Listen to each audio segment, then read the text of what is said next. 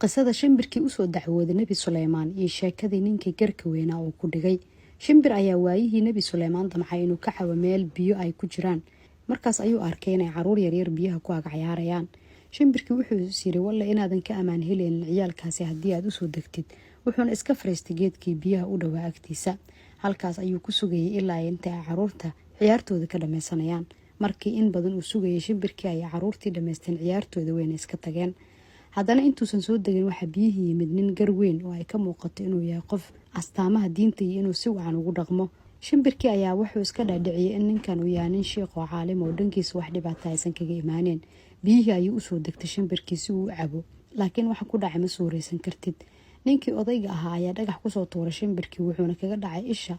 sidaas ayuuna ku waayay mid kamid ah ilahiisii. Shimbirkii ayaa u soo dacwooday Nabi Suleymaan. Nabi Suleymaan ayaana dacwadii shimbir ka dhageystay wuxuuna ninkii odayga ayaa garka weynaa ku xukumay in isagana laga tuuro isha ama laga rido. Laakiin shimbirkii ayaa codsi u soo jeediyay Nabi Suleymaan isagoo ku leh u daa ishiisa sababtoo ah isha iyada dambi ma leh, waxa dambiga iska leh garka ee ka xir, sababtoo ah garkaas ayaa sababay inaan dhagartiisa aamino oo aan isku haleeyo biyahan ugu soo dego anigoo u maleeyay inuu yahay nin sheekh oo caalim ah oo aan wax dambiga geysanaynin.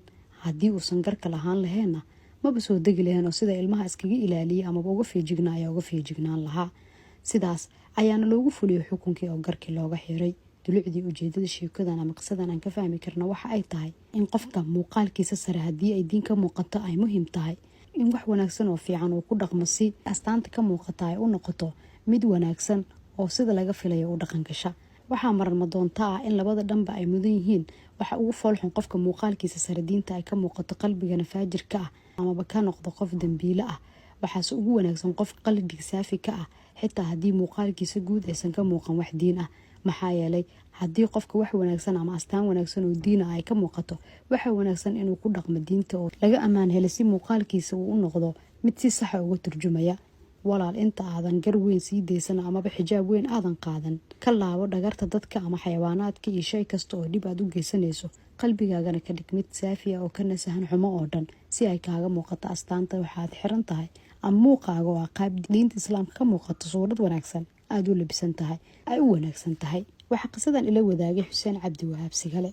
Nabi Suleymaan waxa la sheegaa ama lagu fasiray aayadaha Quraanka inuu dhintay asagoo jooga goobtiisa kuna fadhiya kursigiisii oo cuskanaya ushiisa. sidaas ayuuna in doora iska ahaa ilaa ay yimaadeen cayayaan fara badan oo ay cuneen ushii oo ka dhacday markaa Nabi Suleymaan. markaasna uu Nabi Suleymaan calayhi salaam dhinac isugu buursaday maxaa yeelay intaas oo idilba meyd buu ahaa. xaggaas ayaana lagu ogaaday dhimashadiisa. inta uu meydka ahaa oo ay cayayaanku usha soo cunayeen oo uu meesha soo fadhiyay jin iyo insiba shaqadooday wateen oo mirtii uu siiyay ayay ku dhaqmayeen. weligoodba waxay moodaan inuu nool yahay. xaggaasna waxa kaaga cadaanaysa in jinku qaybka ama waxa dahsoon aysan ka warhayn oo ayna waxba soo ogaan karin wixii uu alla ugu talagalay ma ahan. taasna waxa ay sii cadaynaysaa in faalalowiyada iyo kuwa sixiroolayaasha alla ma aflixiye warkooda wax ka jira una jirin oo ay shayaadiintu wax un ay isaga soo alifto waxba aanan ka jirin. qofkii wareysana dadka noocaasa shirki ayuu ku jiraa asaguna oo waa dembiyada ugu waaweyn. bog iyo dheeraad quraan ah ayaana ku soo degay qisadaas oo uu Rabbi ku sheegay waxa dhexmaray Balqiis iyo Hudhudkii iyo Nabi Suleymaan. waxa ayna ka bilaamayaan aayadahaasu bogga 378 suurat an-naml aayada watafaqada at-tayra faqala ma li la ara al-hudhuda am kana min al-ghaibin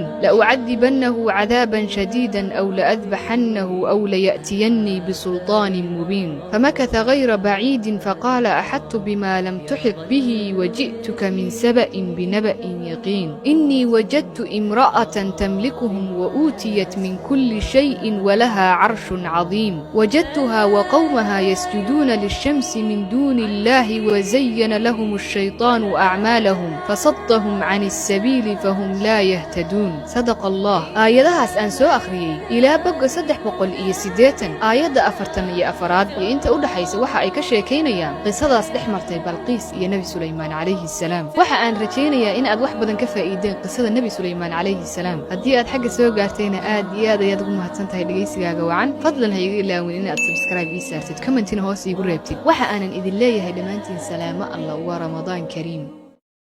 waaba waxaa jiri jirtay dad qoloto la oran jiray dhegdheer ay ku nooleed agagaarka boolaha xargaga. caadooyinkeedu xumaa waxay boori hawaas ka kiciyeen dhul markiisa hore ahaa doog iyo barwaaqo.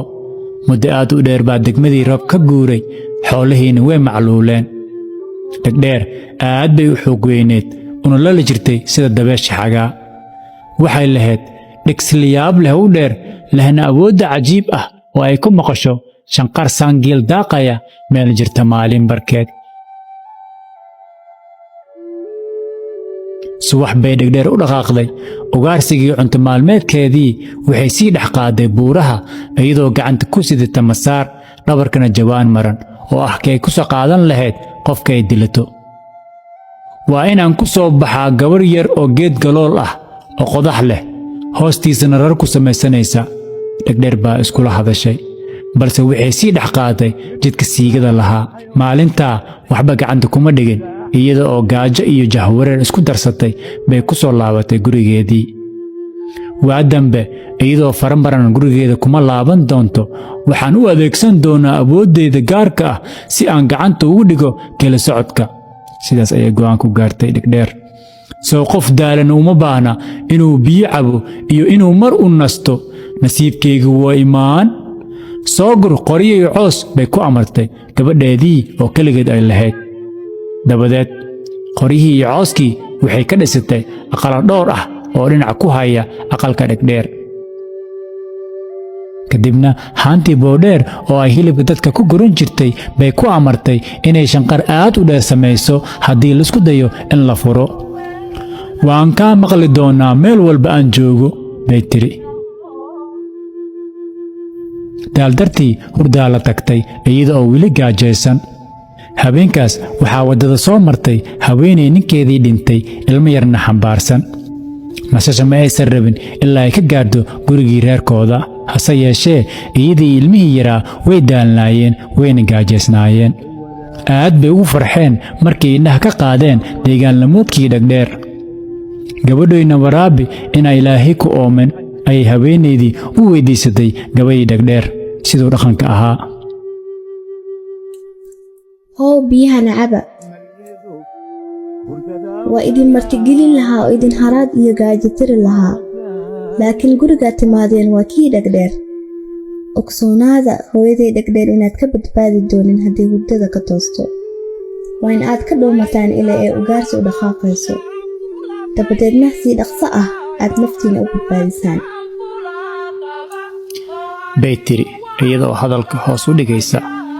baqdin ayay la gariirtay haweenaydii.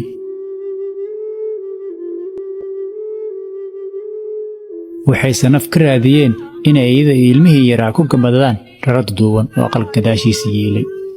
ina dhegdheerna waxay u dhaqaaqday siday ugu soo qarin lahayd martida waxay cunaan. markay dhaqaaqdayba yartii way kuftay. furkii baa haantii boodheer ka duulay. qaylo dhegijabis ah ayaa hal mar xasiloonida habeenkii burburisay. dhegdheere hurdadii ayay ka toostay. allah yaa taabtay haantayda.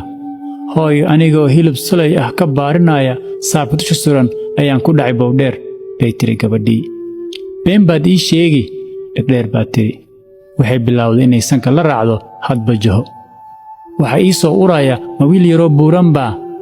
ma baruurtayda hooyo wax ku uray, ayay gabadhii ku jawaabtay.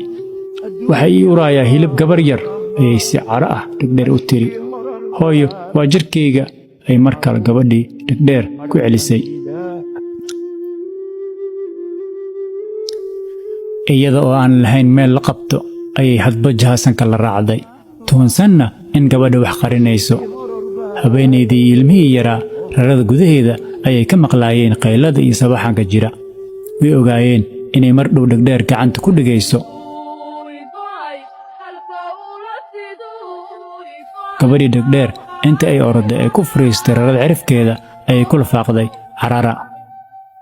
haweenaydii sare ayay isku taagtay ilmihii oo weli dhabarkeeda saaran. baqdin ayay la dhaqaaqi weyday. ilaahow naga badbaaday ballada dhegdheer. ducadeeda waxaa loogu beddelay karti ay ku oroddo. haweenaydii way ogsooneed inay dhegdheer dabeesha la orod tahay.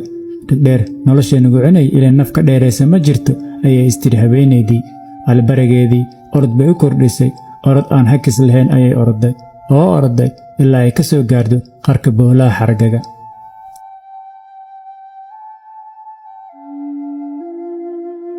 jid aan ku baxsano noo bixi, cadow baana erinayee, ayay weydiisatay Togi. haddii aadan dembi iska ogeyn waan ogolahay inaad ii gudubto, haddii kalese waan ku laqayaa, ayaa waxaa ugu jawaabay Togi. daacadnimadeedii aaweed haweenaydii ilmihii si nabad ah ayay ku dhaafeen boolaha xargaga.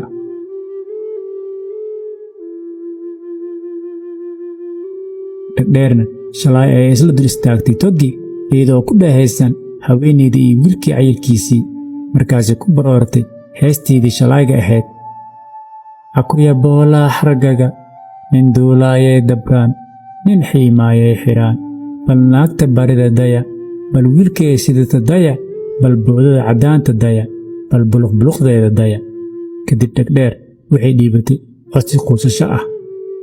anna jid ii fur, waxaan irinayaa cunug yar oo buuran iyo hooyadiisa oo gaajo igu kiciyey, ayay tidhi. haddaadan dembi iska ogeyn waan ogolahay inaad ii gudubto, haddii kalese waan ku laqayaa, ayaa ugu jawaabay Togi. markay cagta saartay qarka oo ay rabto inay ka tilaabto boolaha xargaga, baa hal mar Togi waxaa harqiyey sharkigii iyo dembiyadii hore u kasbatay. meeshaas ayay dhegdheer Togi ku laqay.